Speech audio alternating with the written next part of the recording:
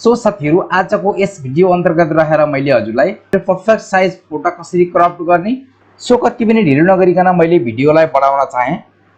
मैले मेरो ल्यापटपको स्क्रिन खोलिसकेको छु। सो यहाँनिर मैले गुगलमा सर्च गर्छु डीवी लटरी 2026 मैले सर्च गरे।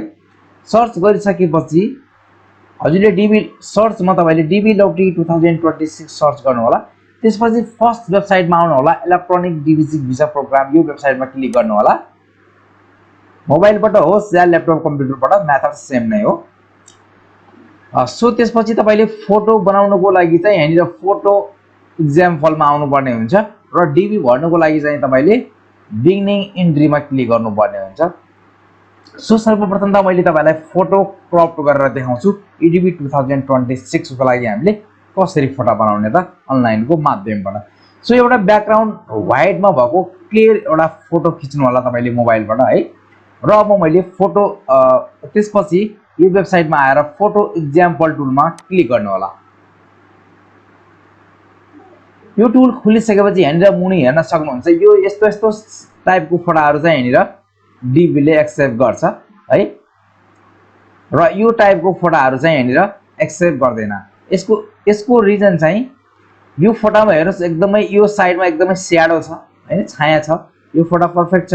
यो फोटोमा चाहिँ ब्याकग्राउन्ड पनि ब्लू टाइपको छ र फोटो पनि ब्लू कलरको छ है। यसमा हेर्नुस् एकदमै डार्क छ र यसमा व्हाइट ब्याकग्राउन्ड व्हाइट सर्ट छ, एकदमै परफेक्ट फोटो रहेको छ।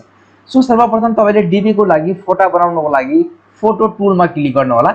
यदि तपाईले डीबी लटरी 2026 को फर्म मोबाइलबाट भर्दै हुनुहुन्छ भने तपाईको ब्राउजरको राइट साइडमा माथि 3 डट होला, त्यहाँ क्लिक गरेर तपाईले डेस्कटप मोडलाई चाहिँ अन गर्नु होला। त्यसपछि सेम मेथड यही हो है।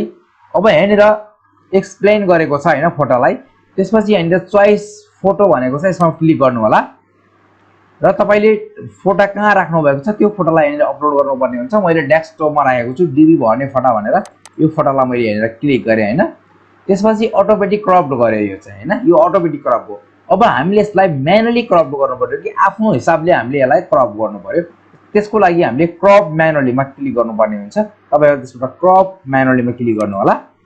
त्यसपछि अब यहाँनिर यसरी यो यहाँको आँखालाई यहाँ राख्ने भनेर यहाँनिर देखाइएको छ हैन, यो तरिकाले तपाईले राख्न सक्नुहुन्छ। अब क्लोज ट्युटोरियलमा यसमा क्लिक गर्नु होला र त्यसपछि अब तपाईले यहाँनिरको यो आँखालाई समातेर चाहिँ जुन व्यक्तिको तपाईले डीबी भर्दै हुनुहुन्छ उहाँको आँखामा यसरी ट्याक आँखाको यो कुनाको भाग यसरी यो कुनामा यसरी मिलाइदिनु होला एकदमै राम्रोसँग।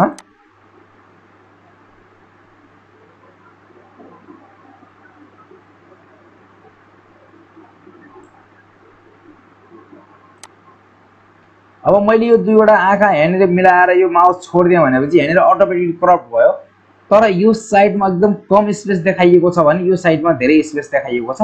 त्यसको लागि तपाईले यो फोटोलाई यताको यो आँखालाई हल्का यसरी साइड लगाउनु होला र अब तपाईले यसरी मुनि आएर एक्सपेक्ट एन्ड प्रोसिडमा यसमा क्लिक गर्नु होला, यो अप्सनमा क्लिक गर्नु होला है।